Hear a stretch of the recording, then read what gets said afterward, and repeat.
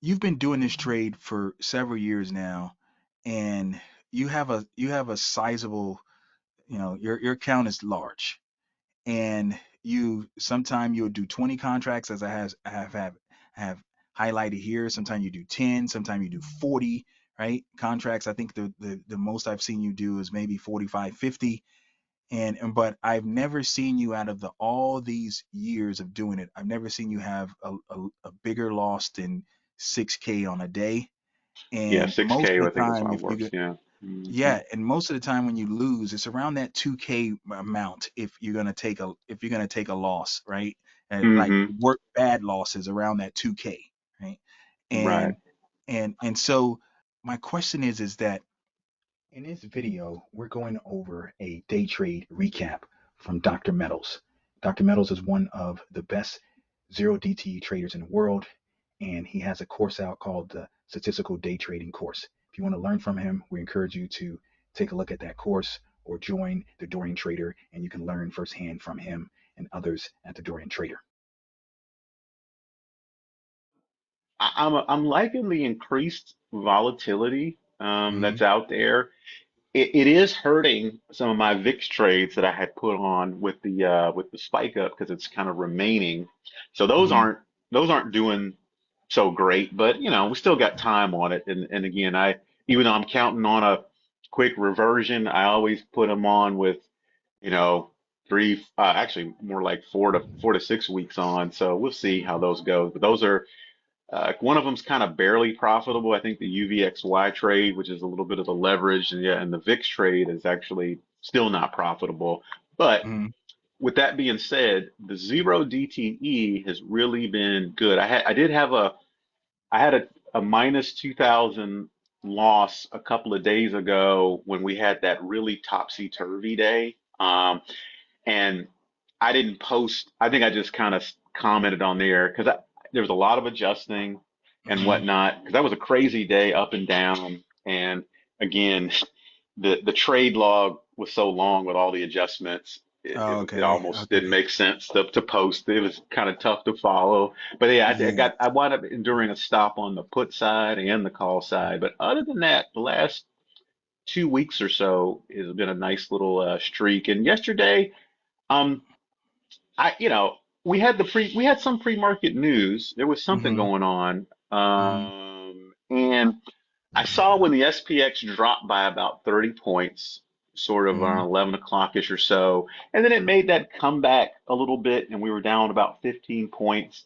And I got to admit, I looked at the 1 minute chart on the ES SPX, and we were kind of right in the middle of the range for the day or whatever. And that kind of made me get in at those particular strikes. I think I got in probably around like 11:30, 11:45, something along those lines. The Uh-huh. SPX was down about 15 points. Mm-hmm. And as you'll recall, we did wind up rallying and we got a tiny bit positive. So I took a little heat on the call side, but more like a 2x kind of thing, and never got close to a 3x really. And then Okay. things kind of settled on down, and we were okay. So not a bad day. Certainly able to get further away with the elevated VIX, so that just kind of made it, you know, This relatively. has been really good, Mm, Dr. Meadows. That mm, 2K loss was the first loss you've had in a while, like maybe 3 weeks. mm, It felt like on the zero mm-hmm. D. I could Yeah. be mistaken, but it feels like that based on what I've been Yeah. seeing. And then Hmm. even with that loss this week, you're still Oh, gonna still go home positive for sure. positive. Oh Yeah, yeah, so absolutely. it's been a good Yeah. week because you guys can see that yesterday he did well, and then on it looks like on Thursday you did well. Thursday was a nice day as also, and then I believe, and then it looks like this is this is one here that was quite a bit. If this is I don't I'm assuming this is what you made. Um, that Could be a that little. that that that was actually yeah, that was like 2,800 of zero Okay. DTE, and the remainder of Okay. that was some longer term stuff. Hmm. Okay. Okay. That makes sense. Yeah. Okay. All Yeah. right. And But and yeah, so but the trade's been doing good otherwise. Yeah. absolutely. So a couple of questions. Dr. Meadows, is you mentioned that on that day on the 2K loss, and you say you had to do a lot of adjusting, and I completely Mm-hmm. understand that. Sometimes when I do a Mm-hmm. lot of adjusting, it just makes no sense to post it because it just seems confusing. It's going to be just making things Right. more confusing, right? Right. But it's still important to post, the at least the outcome, and so I'm Yeah. glad you did that. Yeah.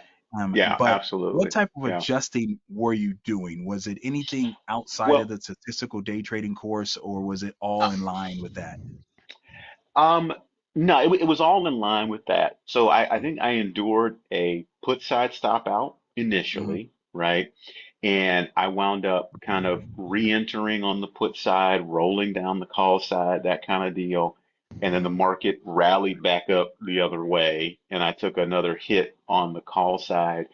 Mm-hmm. And it was one of those situations where I think by the time I got hit on the call side, it was kind of later in the day, and so to wind up re-entering on that call side, you can't get very far away, kind of deal. And so I was like, yeah, I just don't, if it would have happened earlier, I probably would have re-entered again on the call side, but then I just kind of wound up taking my loss. And just thinking about things holistically, Mm-hmm. it had been a good run, basically leading up to that point, and human like anybody, Mm-hmm. after a series of wins, you're a little more comfortable just kind of, taking a L kind of deal Mm-hmm. and just, Absolutely. live the next day kind of deal. I think maybe if I had been on a little bit more of a neutral to losing kind of streak, maybe I'd have re-entered again and tried to scratch out a win for that day, but I just didn't feel compelled to do that. Yeah. So And it's yeah, and also too, and think about it too, on a day like that where the market goes down a lot, comes all the way back up a lot, or I'm already thinking about that next day, like what's the likelihood that that's going to play out again tomorrow? You know what I mean? Probably tomorrow's trade's probably going to work out. 'Cause I just don't think we'll get that kind of whipsaw action 2 days in a row. That's pretty unusual. Hmm. absolutely, absolutely. So Dr. Hmm. Meadows, I got another kind of strong question. I think strong. You've been doing this trade for several years now, and you have a sizable, your account is large, and you sometime you'll do 20 contracts, as I have highlighted here. Sometimes you do 10, sometimes you do 40, right? Contracts. I think the most I've seen you do is maybe 45, 50. But I've never seen you, out of the all these years of doing it, I've never seen you have a bigger loss than 6K on a day. Yeah, And most 6K, of I the think that's time, how it if you works. get, Yeah. Hmm. yeah, and most of the time when you lose, it's around that 2K amount if you're gonna take a loss, right? Like Hmm. work bad losses around that 2K, right? Right. And so my question is that why is it you're using those statistical day trading strategies, but it's is it do you have to learn to adjust at a high level to do that? Because some people take bigger losses in that, and I don't understand Hmm. why. Right? What I don't understand Mm. why that's the case if you're using stop losses and you're using the adjusting process that you take. Right? We've had a member that took a big Yeah. loss and Took it a kind big of loss. Yeah. taking a pause Yeah. because it messed with him mentally. And I'm like, and his account is Hmm. smaller than yours, but Yeah. he's taking bigger losses. So I'm wondering, Mm. got any take on that, on how that can be avoided? Is it just completely following your statistical day trading course and learning how to adjust that at a high level, or what? Yeah. I mean, in terms of uh the losses, I mean, I, yeah, obviously some folks can trade too big for the size of their account. I Mm-hmm. mean, I do generally think that the advice of, when you figure out your max loss, Mm-hmm. with the 3x, if it should only be about 2% of your total account value. So I do think we ought to remind folks of that kind of overarching rule there. Mm-hmm.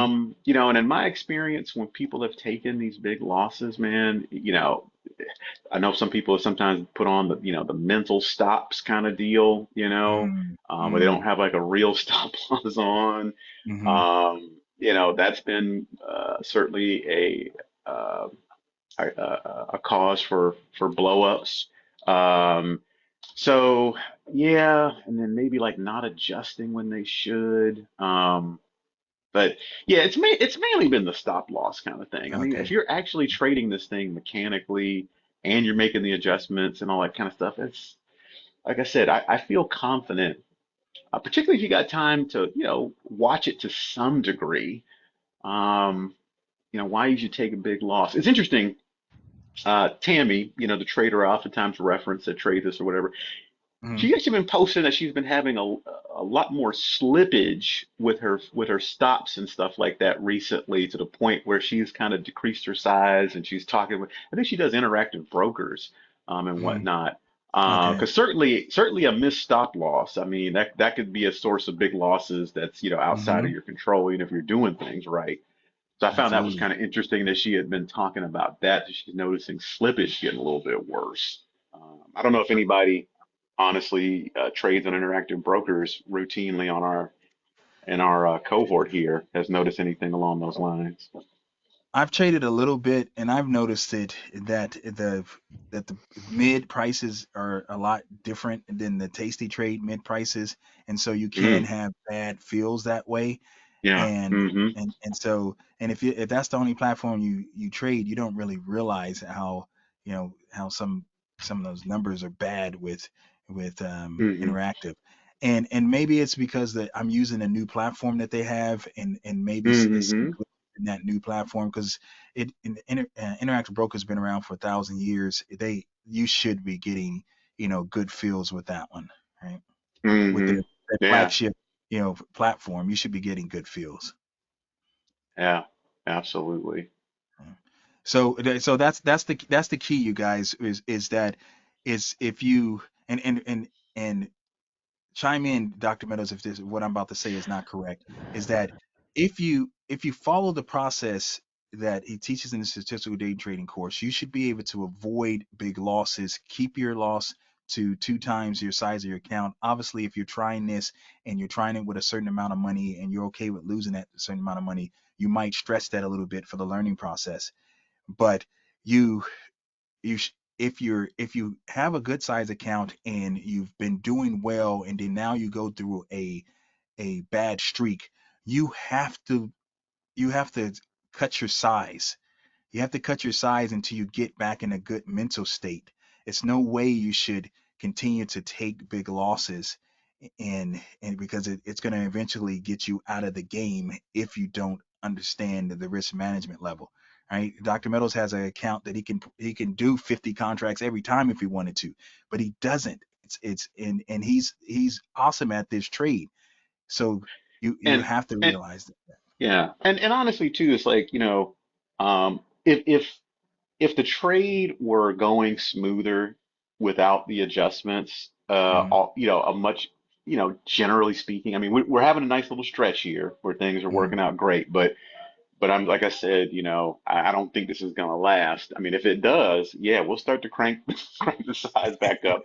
But but honestly, you get tempted to put on an outsized amount of contracts and kind of thing. But the thing is, if you wind up taking, a decent loss on that day, and then it's like, well, I'm gonna go back and start trading, my usual size amount. It's going to take a long time to make up for like an outsized loss. And that can be just discouraging. Like even when it's like, okay, I can do it, but it's just going to take me like 2 weeks to make up for one day here. You know what I mean? mhm, And who mhm. knows what can happen in those 2 weeks? You take, so that's the next thing I just don't want to have the specter of, you know, Absolutely. And so for you, you usually, if you're going to take a loss, you usually can get back to even within a day or two. a day or two. And Right. And that's what yeah, kind of keeps me doing this. Right. Yeah. absolutely, right. And so, and some people might think, okay, a week or two is not bad, but some people lose, and it's going to take them months to get back. Mm-hmm. And so Mm-hmm. that's I don't know how you can mentally that works for you, right? Mm-hmm. Just doesn't play out well mentally. You have to be super mentally strong to be able to handle that.